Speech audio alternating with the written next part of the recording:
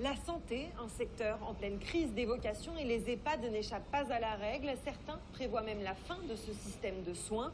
C'est le cas de Gérard Bramy, auteur et ancien directeur de ces établissements.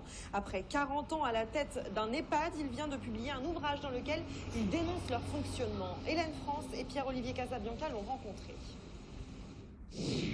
Pourquoi annoncez-vous la fin des EHPAD ? C'est une institution perdue de la République sociale. Qui dit institution dit normes, règlements, législation, recommandations, tout ce qui est contraignant. Et quand vous êtes contraint par les papiers, par le formalisme, vous ne pensez plus à la personne âgée, vous n'accompagnez plus une personne, vous décrivez un processus formel d'accompagnement de la personne. Et c'est là où on dérive.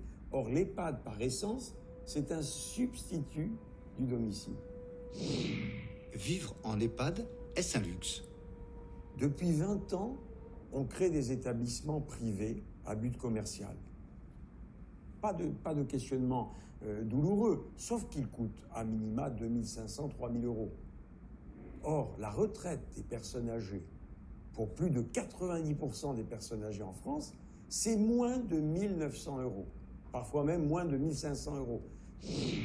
Et le maintien à domicile qui devait être prioritaire.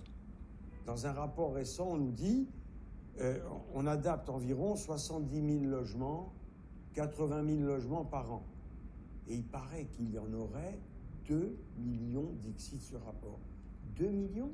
Ça veut dire qu'il faudra attendre 20, 30 ans pour adapter tous ces logements pour des gens qui ont une durée de vie, de fin de vie de 2, 3, 4 ou 5 ans.